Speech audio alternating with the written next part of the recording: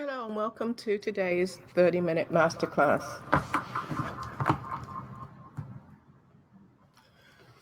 We have a number of things to do today, so I'm really excited to be here with you.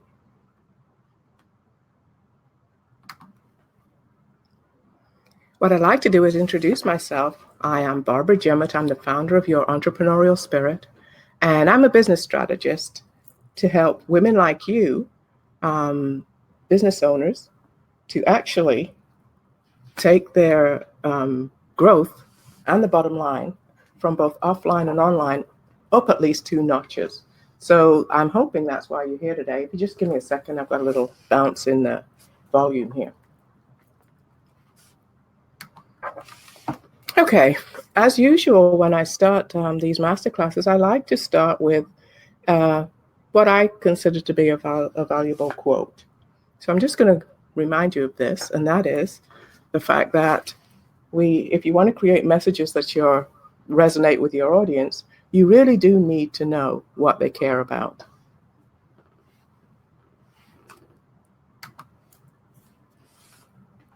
So what is your target market? This is what we're going to be covering. We're also going to look at why laser targeting your audience is definitely the way to go. We're looking at the essentials of market research, and finally, the top 5 methods of online market research. And we're going to do that well aware of your time constraints, and we're going to make it in 30 minutes. So let's get started. What we're going to do is we're going to cut through the mystery, and it's not really a mystery, but it can provide some kind of a headache for you. And what we're going to do then is to just say that no matter what type of business you have to have a target market. You know that, I think. There are people who want and need your products and services, and the goal of your marketing efforts is to connect with them.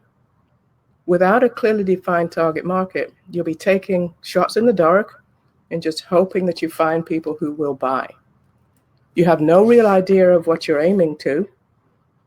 Are you aiming too high, too low, or in the wrong direction entirely? So let's take a look.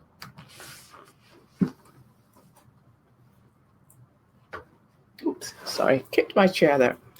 So let's start at the very beginning. What the heck is target market? Target market is a group of people that have related characteristics and needs, or need, singular, and whom you direct your marketing and product efforts to. It is a specific audience, or it should be. Target markets are defined by demographics such as age, gender, location, social status, family situation, language, and a few examples of businesses with target markets could be these. A shopping network that targets working moms over 30. How about a store whose target market is young families? What about a clothing store that targets teens who see themselves as alternative, in quotes? Or a winter sporting goods supply store that targets people in cold areas? Well, okay, winter sporting goods, cold areas, I think we got that. Or a blog that targets well-to-do expats. So there's a few that you'll notice. You can see you're putting people or groups of people together. And not all the information is demographic, though, but it's a good place to start. And I think this is the one that most people are familiar with. Excuse me. The other side of this is psychographics. A target market also has psychographics attached to it. And this is all about how your audience sees themselves, how they view the world around them, and some of the characteristics that make up their worldview, if you will. Other factors include how you want to see them, or not only how they see themselves, but also how they want to see themselves. Some examples of psychographic information include personality, attitude, values, hobbies, lifestyle, general behavior, or political or religious views. So now that we've kind of said what makes up our target market, we're going to talk about why we need to laser focus on that market. If you don't focus, there's going to be a number of things that are going on. But in marketing, there is no in between. You either hit your target or you miss it. If you don't target your market perfectly, you'll waste your advertising dollars broadcasting your message to the wrong people. Again, to take an example, let's say that there's an ad for your resort for retirees. It would be pretty ineffective, I should say, if it showed teenagers snowboarding and playing loud music. Your target market needs to be specific because you can't make everyone happy. If you cast your net way too wide, you'll be speaking to people who have no interest in your products or services. They'll just tune you out like so much white noise, the background stuff that we are used to managing. So some of the wasted areas would be in broadcasting your message to the wrong people via Facebook ads, pay-per-click, and things like that. And this comes about because you have not defined your market and you've cast your net too wide. Remember, you don't really want to speak to people who don't have an interest in what you have to offer.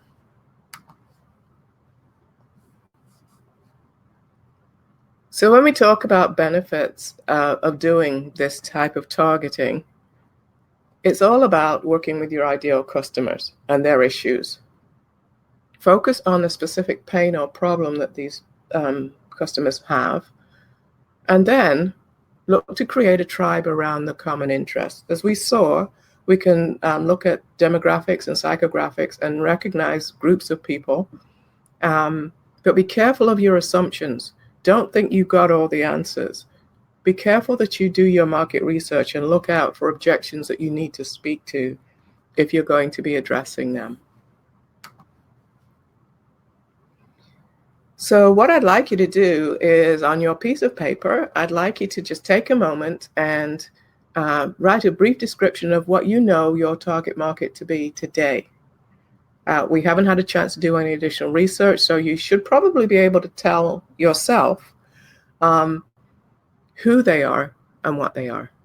So let's take a minute for that.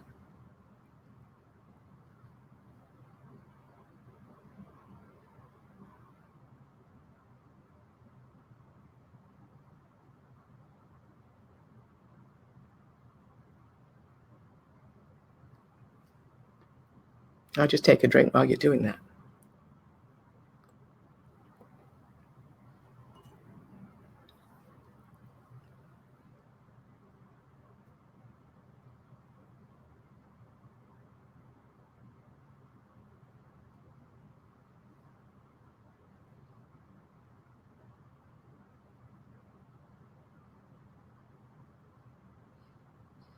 So that's what I call an action step that's going to help you think this whole process through. I ask you to write a brief description of your target market, and that's the step I'd like you to address, if you didn't get a chance to do it now, after the webinar. Let's move on to number 3, which is the essentials of market research that you need to identify.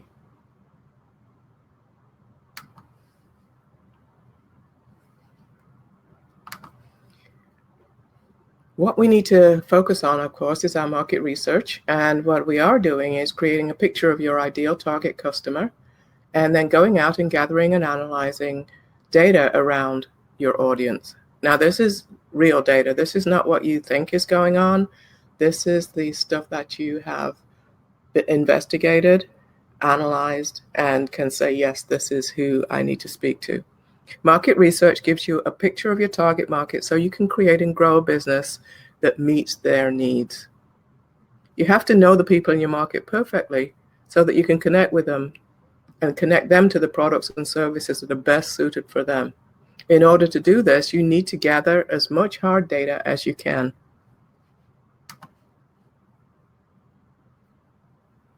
And there's 2 types of data that we look for. The first is quantitative, and the second one is qualitative. So I'll just define those a little bit for you. As you can see here, the quantitative looks at the big picture and upcoming trends. And the most traditional way that people go about collecting this data is with surveys. On the other hand, the qualitative method or data collection yields more relevant, in-depth data because it gives you impressions and it adds color to the picture, if you will, with images and feelings, the things that you can't touch but make a big difference in what's going on. For this type of data collection, we use a more in-depth process, such as a focus group. Quantitative research looks at the big picture, as I mentioned. If you pick 100 random people in your market, you can probably assume that they represent the general population of your market. It looks at trends and uses that sample to look at trends, that 100 people sample, as I should say. A traditional method in quantitative research is the survey. Through your survey, you may discover, for example, that 70% of the sample find your new product attractive. Then you can assume that 70% of all consumers would think so as well. Okay, that's great. But what about the qualitative research? Well, this is a little more tricky, but it yields more important data that you don't get through the other methods. It deals not in numbers, but in words, in images, impressions, and feelings. A common qualitative method is, as I mentioned, is a focus group. This is where you will gather a small group of 5 to 10 people from your audience base and encourage a discussion around your topics or your products and services using a specific set of questions. Qualitative methods also include interviews and projective techniques like role play.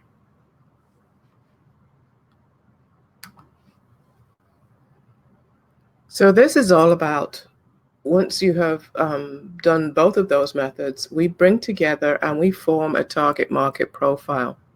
The goal of the market research is to create a profile of that imaginary person who is your perfect customer. Those of you that are attending today that are already coaching clients of mine know that we focus heavily on defining this imaginary person, if you will, or your ideal customer. The profile needs to be as complete as possible. It should include not just demographic and psychographic or geographic information, but also how they feel about things. And that's why the psychographic information is so important. One added benefit of creating a personal profile is that you can write your sales copy directly as if you were speaking to someone in your market face to face. The target market profile is made up of these 4 areas: how people see themselves, how they're going to use your products, what it is they're afraid of, and what are they hoping for.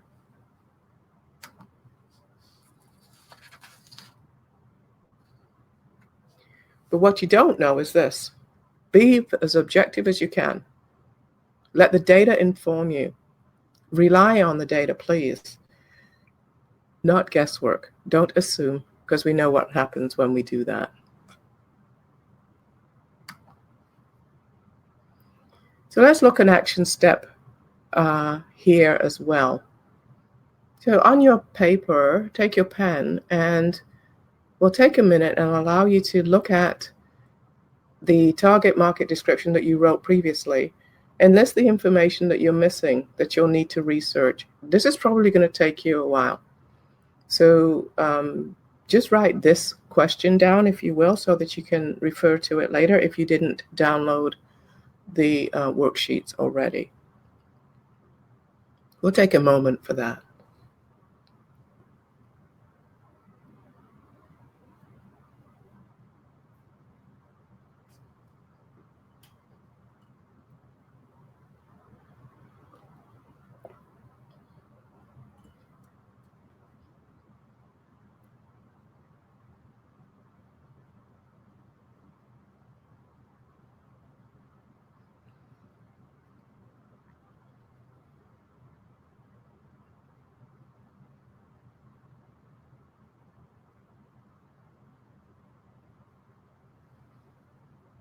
Okay, I hope you've had enough time to write that down. We're ready to move on. The next segment is, what are the top 5 methods for online market research? This is a big one because there's a lot of opportunities out there, and we're just going to review these top 5. I will take a look at some of the different items here. Excuse me 1 second. There's a question about doing surveys with our ideal clients to learn more about them. And the recognition that a lot of times people decline to fill out the survey, and that's fine. Remember that it's only a small percentage that will ever return the results, but you can help the process by making sure that your survey is focused. The top 5 methods for market research are these. Online surveys is the first one. Yeah, you get that. It is cheap. It's a different way to go. If you can structure a survey properly, you can increase the rate of completion and allow for more information. But know that there's a dedicated bias against writing surveys or responding to surveys sometimes. But you can entice people to do that. Blog questions. If you do write a blog, then please use your blog to get your questions out there, and you can encourage people to respond to them. It takes a little time, but it does work. Your email list. When you're sending out information in email, mix in some questions that are valuable. Now, this means that the question is valuable to the receiver and also to you, and it's also accompanied by valuable content. The next one is forums and Q&A sites. If you're not familiar with these, you can look at something like Quora. There's a number of them out there, but I'll leave you to Google that, if you will. And the last one is social networks, which we all know what those are like. People will tell you exactly what they like and what they don't like. So those are the top 5 methods. Let's visit some of these.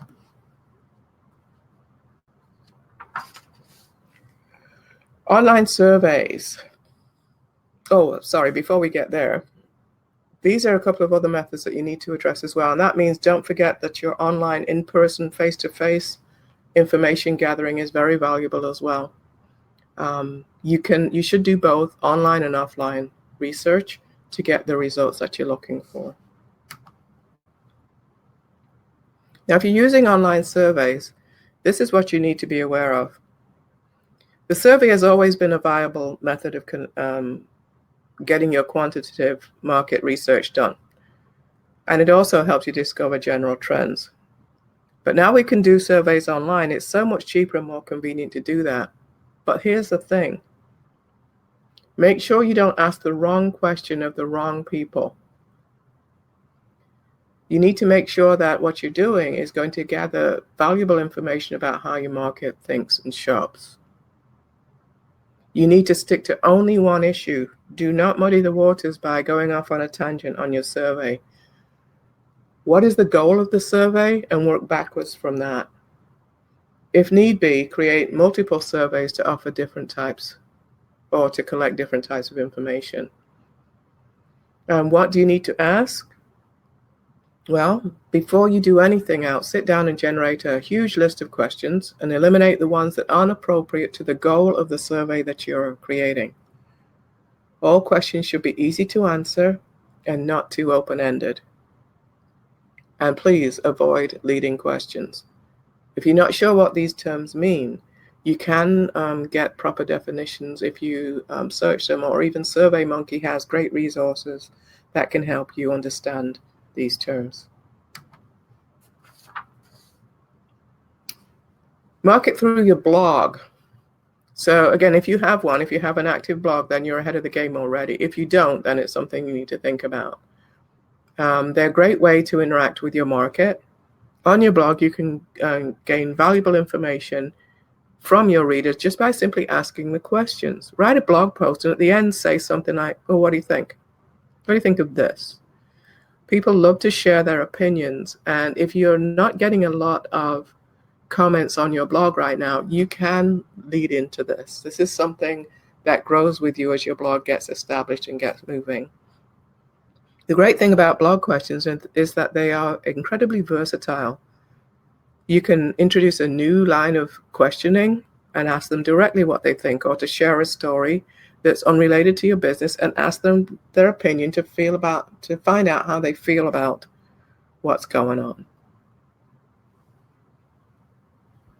Another thing, if you are using a blog, if you get comments, make sure you answer them. And the last thing is, you can use your comments for future posts. And I think sometimes that we forget that. Please do that. You'd be surprised at some of the questions I get around some of the posts that I write, and it leads me on another direction to expand on what I wrote and to make it more valuable to the reader. Using email to understand your market is cheap, it's easy, and it promises the quickest results sometimes because people just can hit reply. Email also makes surveys easier to conduct. When they only have to hit reply and send the results back to you, then you've taken away a barrier for them to complete the survey. So make it even easier by just giving them checkboxes to click. So the construction of your survey via email can help or hinder the result. Spice up your email surveys. Mix in valuable content and targeted offers as well in your email before you start asking the questions. The great advantage of your list is that they're pre-screened. So these are already people that want to talk to you. So they have valuable information now that they can share with you if you ask them. But sometimes people have the tendency to think they have to survey over here and email over there. And that's not the way it's supposed to be. You might consider sharing the results of the survey with participants if it's appropriate. Doing this through email or publishing the results of your blog on your blog is very, very helpful. So let's talk about forums and Q&As. You can be a fly on the wall. Go online and listen to your market. This is a natural place for gathering information, but a lot of people either love forums or they hate them. So please know that it is not a be-all and end-all. You don't even have to, if they're using it, there's a lot of questions that you wouldn't even have to ask because they've been talking about them already. If you want to know, for example, how people feel about Facebook's new timeline format, chances are that there's a lot of opinion out there already. The other place to do your market research is on social networks, and you know how this works. So people are telling you exactly what they think all the time. Social networks are priceless because there's far more happening than just personal discussions. If we look at Facebook, people tell you exactly what they like, and you can look at the kind of content that they share to get an idea of what they're into. Sites like Twitter and Facebook also offer apps that can help you do market research. So there's something else as well. So here's an action step for you again. We just talked about the top 5 ways to do this, and here are some questions that I'd like to point you to.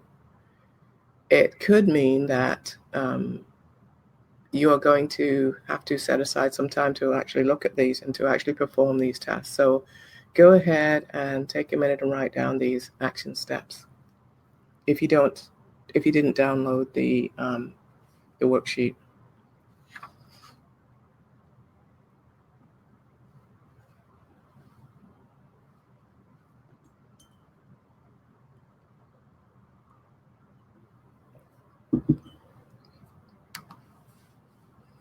So let's move on then. Offline market research is still necessary. You will not get the same personal interaction via online that you would in a focus group. So both sides of this coin are relevant. In your offline methods, the internet makes market research really easy, but it's still a good idea to research offline as well. The main advantage of offline is it's more in-depth, and focus groups, for example, give you personal interaction that you never get, as I mentioned, online. Participants are more engaged in those sessions and they're more likely to tell you more. The best strategy to do market research, both online and offline, depending on your budget and resources, are these things: in-person surveys, focus groups, observations if you're good at that, or attending live events. But you do need online and offline research together. Use both and get all of the data that you can. Use both and you maximize your success with your market research. So here we are at the action step for this, and that is, of the 4 methods that we mentioned or that were listed, and those of you that have downloaded the worksheet will have that information. Pick at least one offline research method that you're going to implement right away, along with the information that you're looking for.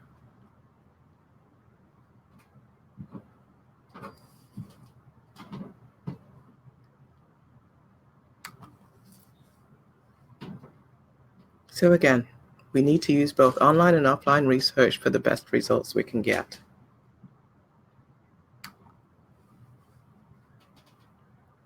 So we've actually covered the fundamental items to get you thinking and moving into this realm of target market research. And again, I'd like to share this quote with you. It's not about business to consumer. It's not about business to business. It's all about people to people. And that's by Brian Solis.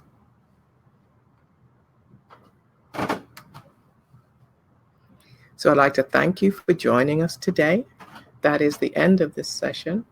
If you would, please look out for our next 30-minute masterclass in about 2 weeks. And this is Barbara Jemmett, the founder of Your Entrepreneurial Spirit. Please join us on Facebook, send me an email, or check out the blog. Thank you for your time and have a great rest of your day. Bye now.